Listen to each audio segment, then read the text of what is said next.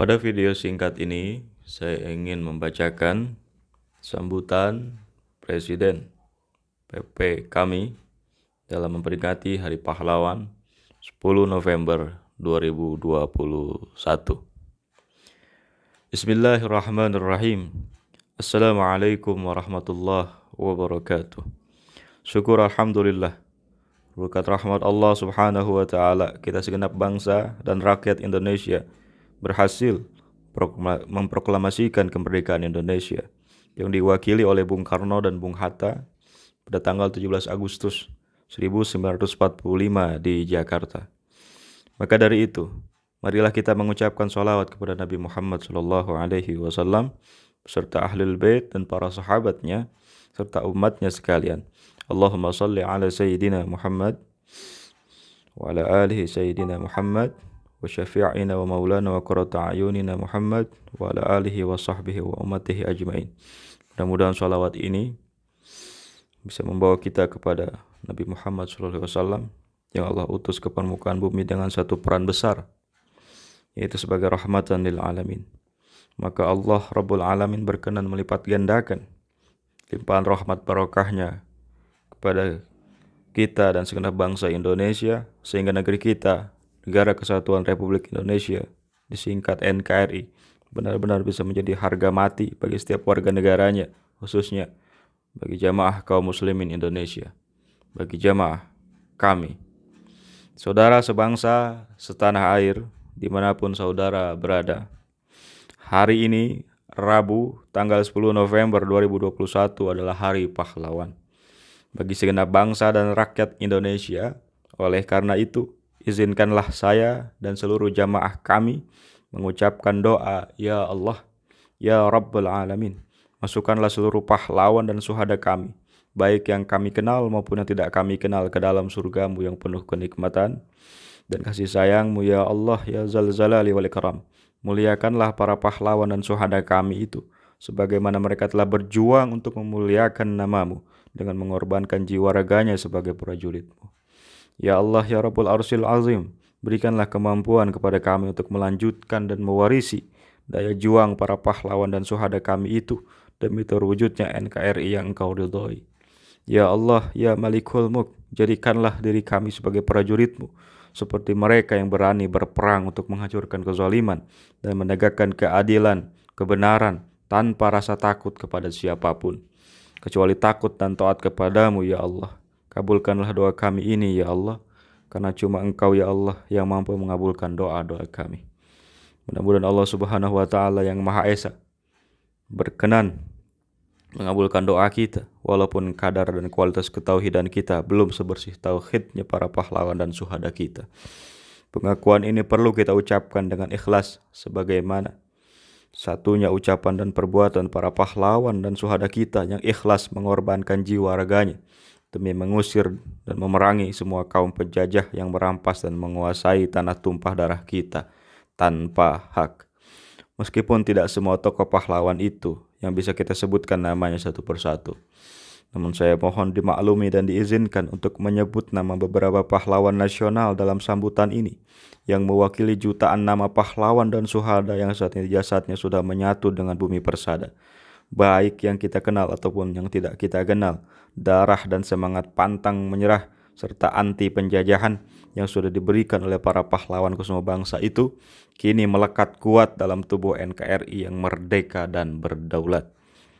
Saudara sebangsa dan setanah air, dimanapun saudara berada, sejarah kebangsaan kita telah mencatat dengan tinta emas dan minyak jafaron bahwa Sultan Iskandar Muda, Sisingamangaraja 12, Cut Nyakdin, Tuanku Imam Bonjol, Sultan Badaruddin, Raden Inten, Tengku Cikditiro, Sultan Ageng Tirtayasa, Sultan Agung Hanyokrokusumo, Patimura, Teku Umar, Cut Mutia, Raden Ajeng Kartini, Pongtiko Nebaso, Raden Tumenggung Setia, Pahlawan La Maduk Keleng, Raja Haji Fisabilillah, I Gusti Ketut Jelantik, Sultan Taha Saifuddin, Sultan Ba'abullah, Sultan Syarif Kasim, Sultan Hasanuddin Goa, Laksamana Kemala Hayati, Syekh Yusuf Sajul Khalwati, Sultan Agung Hanyokrokusumo, Sultan Nuku, Sultan Mahmud Riyayat Syah,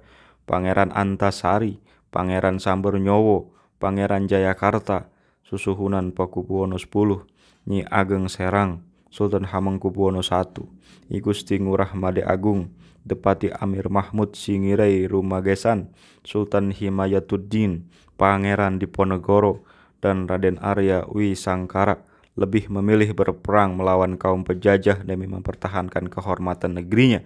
Kekuatan militer Belanda yang dipersenjatai mesin perang dan logistik memadai terbukti tidak membuat para raja dan sultan, pahlawan kusuma bangsa kita, mundur dari medan perang. Alhasil, para sultan dan raja di seluruh Nusantara itu benar-benar tegar berdiri pada satu keyakinan bahwa kemerdekaan adalah hak segala bangsa yang harus dipertahankan secara kesatria. Saudara sebangsa dan setanah air, dimanapun saudara berada, sepak terjang kepahlawanan dan semangat anti kolonialisme yang dicontohkan oleh Sisingga Mangaraja XII, Sultan Agung Hanyokrokusumo, Sultan Ageng Tirtayasa, Kapitan Patimura, dan Pangeran Antasari itu terus berkobar membakar semangat nasionalisme dan Islamisme dalam diri Hos Cokro Aminoto, Soekarno-Hatta, Kiai Ahmad Sanusi, Kiai Ahmad Hashim Asy'ari, Brigjen Sam'un, Ki Hajar Dewantara, Haji Muhammad Husni Tamrin, A.A. Maramis, Ki Haji Agus Salim, Ki Haji Ahmad Dahlan, Ki Bagus Hadi Kusumo, Jenderal Sudirman, Bung Tomo, Jenderal Urip Sumoharjo, Ki Haji Nur Ali, dan tokoh pejuang kemerdekaan lainnya, sehingga para tokoh kebangkitan bangsa dan pejuang kemerdekaan ini bersepakat untuk melawan Belanda, Jepang, dan tentara sekutu demi merebut dan mempertahankan kemerdekaan Indonesia. Kebulatan tekad dan keinginan bersama untuk merdeka itulah maka para pahlawan kusuma bangsa yang terdiri dari tokoh masyarakat sampai rakyat biasa, dari kalangan alim ulama sampai santri, dari pemangku adat sampai abdi dalam, dari rohaniawan sampai jemaatnya, maju ke medan laga tanpa rasa takut dengan satu tujuan, yaitu berperang untuk mengusir kaum penjajah. Sehingga meledaklah perang besar-besaran di Surabaya, di Ambarawa, di Bali, di Bandung, di Sukabumi, di Yogyakarta, dan di berbagai daerah lainnya di Indonesia. Jutaan putra terbaik Indonesia gugur bersimbah darah dalam medan pertempuran itu. Pesan mereka saat menghembuskan nafas terakhir cuma satu kalimat, yaitu teruskan perjuangan, jangan menyerah, usir semua bangsa asing yang menjajah negeri kita, merdeka atau mati. Allahu Akbar, Allahu Akbar, Allahu Akbar. Bukit kepahlawanan yang mulai didengungkan sejak ratusan tahun yang lalu oleh segenap pahlawan kebangsaan kita tampaknya masih tetap relevan dan aktual hingga saat ini. Oleh karena itulah di Hari Pahlawan ini tepat kiranya bila kita renungkan kembali semua nilai dan semangat cinta tanah air yang diwariskan oleh para pahlawan nasional kita, sehingga jiwa raga dan jati diri kita sebagai bangsa Indonesia yang berfalsafah hidup Pancasila bisa menangkal semua bentuk pengaruh buruk yang datang dari pergaulan hidup kita dengan bangsa asing.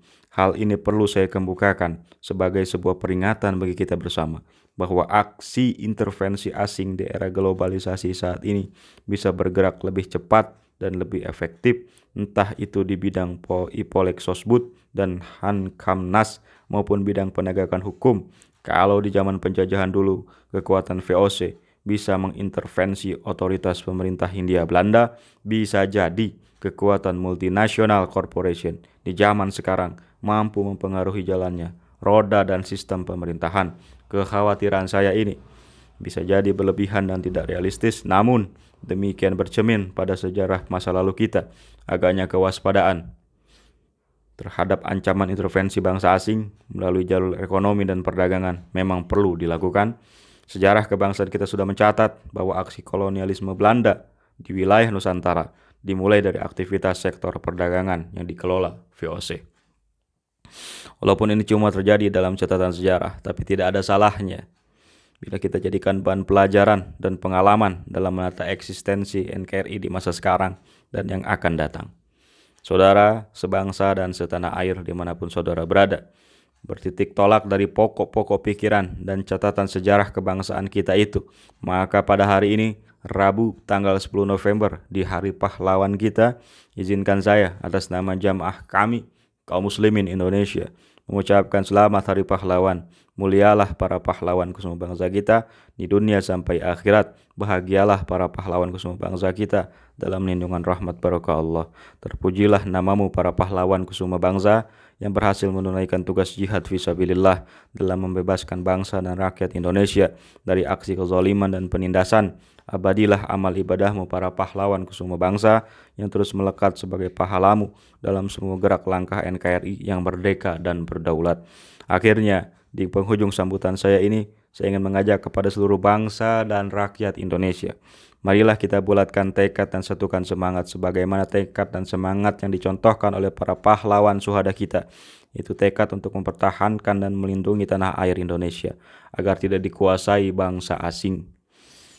Seperti yang pernah dilakukan Portugis, Belanda, Inggris, Jepang, dan sekutu di zaman penjajahan dulu.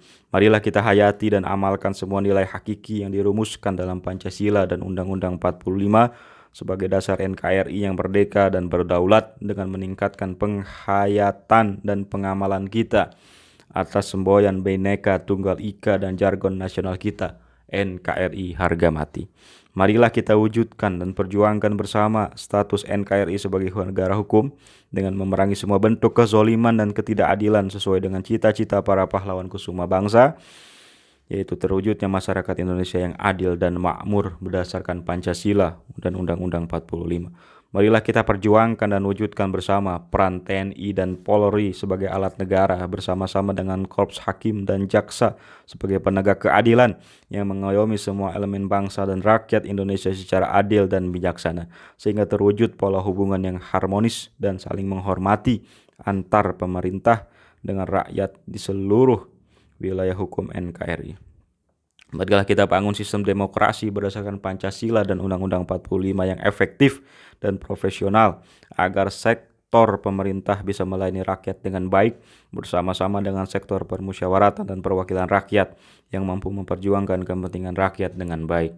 Demikianlah sambutan yang dapat saya dan jamaah kami sampaikan sebagai suatu harapan dan keinginan dalam melaksanakan amanah yang tersirat dan tersurat dari semangat cinta tanah air sebagaimana dicontohkan oleh semua pahlawan dan syuhada kusuma bangsa kita. Mohon maaf atas semua kekeliruan yang ada. Terima kasih atas semua perhatian dan pengertiannya. Mudah-mudahan Allah merahmati kita agar bisa melanjutkan perjuangan para pahlawan kusuma bangsa kita. Amin ya Allah ya Rabbal alamin. Fattakullah mastata'tum billahi fi sabilil haq. Assalamualaikum warahmatullahi wabarakatuh. Pimpinan Pusat Kaum Muslimin Indonesia Maulana Akbar Syarif Al-Bantani, Presiden. Herman Sugara, SEMEC, Sekretaris Jenderal. Sekian, billahi fi sabilil haq. Assalamualaikum warahmatullahi wabarakatuh.